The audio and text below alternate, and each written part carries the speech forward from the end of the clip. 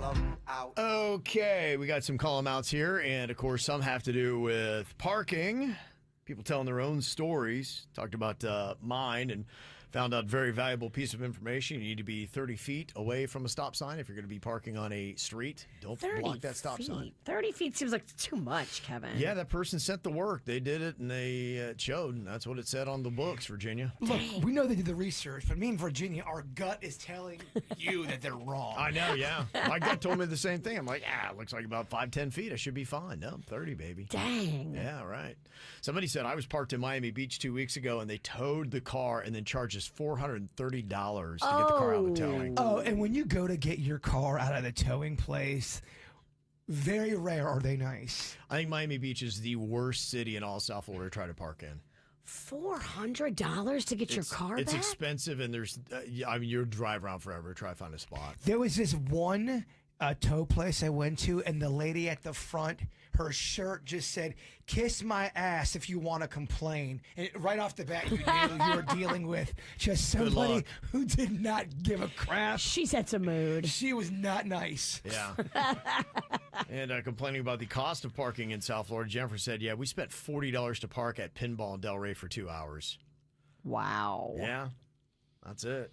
I mean, that's a meal. Well, yeah, that's one of the things you got to consider wherever you're going to go is how hard is it going to be to find a parking spot? How much is it going to cost? Because that's got to factor into your day because that's the reality in South Florida. And this is another call them out. Somebody said, to those of you who regularly drive the exit ramp till the last second, then cut somebody off and try to get back in at the last second, stopping those trying to get off till you can come back in. To those of you who refuse to wait on a turning lane or exit ramp and just drive the end to cut somebody off, please have the balls to do this at a public store or at ride lanes at theme parks where you don't have the protection of your car. Please, please, please, it's the same thing. Go for it. So they're basically calling out people that cut in lines in their cars but wouldn't have the balls to do it in person. So that's what it is. You know what they're talking about. I've Yes. seen that. And you can, because the turn lane that goes on for about a mile and a half, maybe before the exit, people will ride that and then they want to get as far as they can with that. And then they try to merge in the last second instead of trying to merge for the last mile and a half where they've had the luxury of riding in that lane. It's not right. It's not fair. But it's also not something that anybody needs to get out of their car about. Mm-hmm. Come on.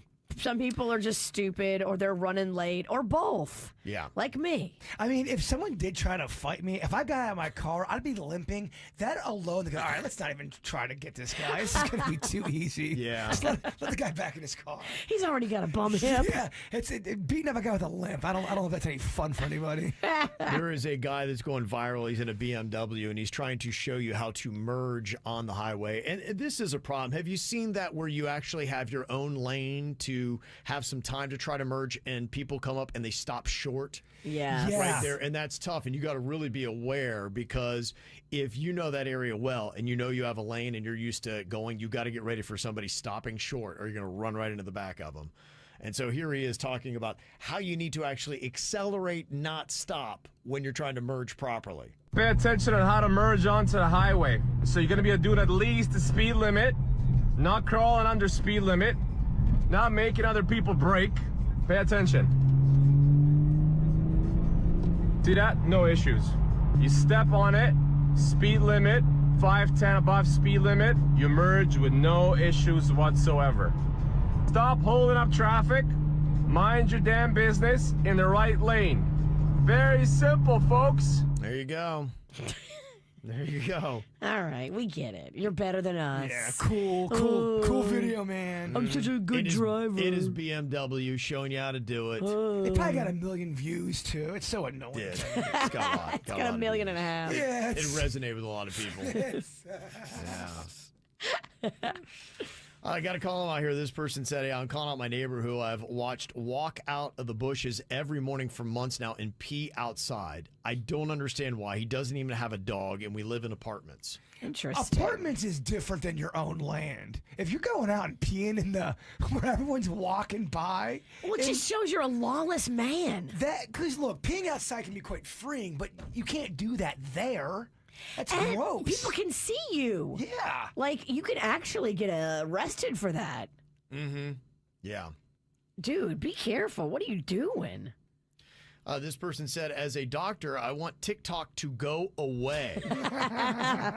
You don't like Doc Talk? I am so tired of all the bad medical advice that goes on in this app. And I've had so many women in their 20s taking vitamins and other supplements they don't need. And when I tell them, yeah, you don't need that. You're spending your money for no reason. In fact, it might actually be doing harm. They will believe the TikTok doc over me, a person who has a degree and went to school for 8 years. Wow. We're living in a weird time, man. So being on TikTok gives you more credibility than somebody having a diploma hanging on their wall. That's insanity. Okay. I got to call out. Yeah. So I did the new update on my Apple iPhone. Have you done the new update yet? Yeah. I did it, Yeah. and it deleted half of my contacts. I now don't have half of the people in my phone that I had in my phone last week. I can't find the contacts. The only way I realize that they've been deleted is when they text me, their number comes up just as their number, not their name. See- And I scroll back through our text message and I'm like, okay, let me get a context clue to figure out who this is. I'm like, oh, okay, this is Kevin Ralston. And then I can put you back in my phone as Kevin Ralston. I've been doing that for the past 48 hours after the dumb Apple update. See, you see a problem. I potentially see Nirvana here. Freeing, huh? Yeah, oh, No, sorry. dude. Didn't get the message. People Apple keep update. texting me. It's stuff that I need, like a text from Rocco's teacher, who I know was in my phone and now isn't in my phone. Kids are so time consuming, aren't they? Dude, Yeah. wrap it up. That is pretty annoying. I wonder why they did that. That's odd. I don't understand it. If anybody knows why my Apple update did this, it's maddening. I will not be doing the Apple update now because of your horror story. Gotta watch yourself. I think it just took it and did it on its own. It did. Yeah. It told me, hey, tonight when you plug your phone in and you're connected to Wi-Fi, we're going to just update you, like it or not. And I was like, all right. If I would have known the calamity, I never would have clicked OK. Mm-hmm. Yeah. It can wreck you when they change. I don't know why they change things for the worse. I don't know either.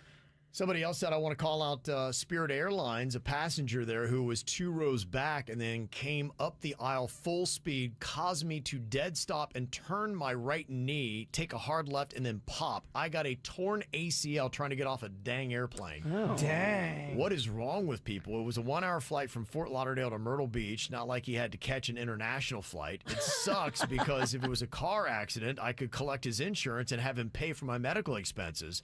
I tried to catch up yelling, but I was wobbling and in serious pain with a torn ACL, so I couldn't. Wow. Yeah, some people get headstrong getting out of those planes, and they don't care. They will mow you right over. People are ridiculous. Yeah. Seriously. You're not going anywhere. Just chill.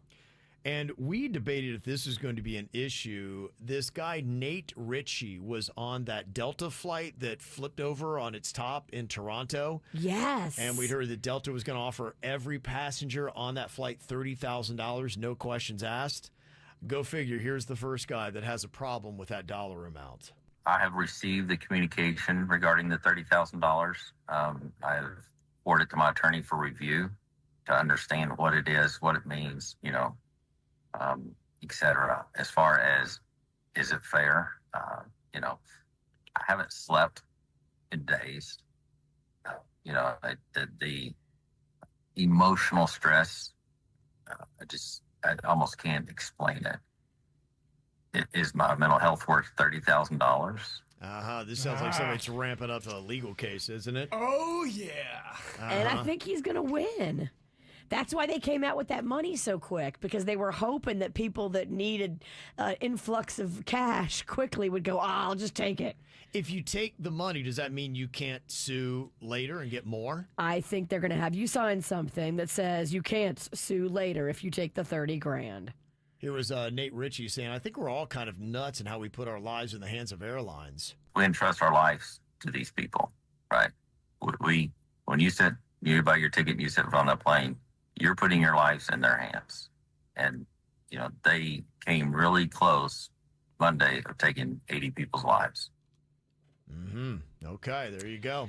is the investigation concluded? Because that's what you're going to have to wait for. You're going to have to wait for the NTSB investigation, right? And then Right. if they find that the pilot was at fault, then you'll be able to say, okay, the airline didn't properly train this guy, or, he was acting as their representative, so they're at fault. I'd heard it might come down to either pilot error or the wind shear that knocked the plane down hard. I assume there's a way they can test to see if he yanked at the controls too hard.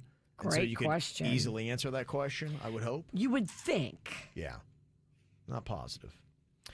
Some positive column outs. A nice little photo. Virginia at Turtle Fest. They're very appreciative of you taking a photo. Rosa sent this in. It's very nice of you, Virginia, to go out there, and you can see it on KVJ TV. We had so much fun. So many KVJ Nationers were out at Turtle Fest. The weather was perfect. I want to say what's up to all the great KVJ Nationers that were at the Lake Worth Beach Street Painting Festival. Got to say hello to so many. I'm glad you guys came up and said hi, and got a beer bought for me too. It was Nice. I'll take a free beer anytime you. I mean, you are the Kevin Ralston. I loved it. So thank you for that. I'm very appreciative. Also, Shani is on her way to get her free heart scan at Life Imaging FLA. Thanks for sharing. Nice. Yes. My dad died at the age of 46 from a heart attack, and I just turned 40. So I'm hoping this gives me the peace of mind. Got to check and know. Amen, girl. Just do it. That is the perfect reason right there. Family history, and you're better off knowing than not knowing. Mm-hmm.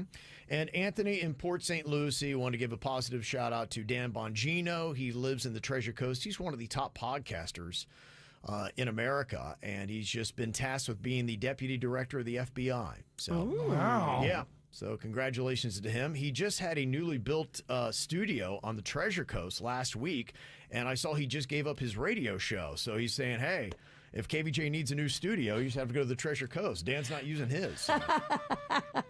Call me, Dan. We're looking for a place. This is how we do. It's the KVJ Show.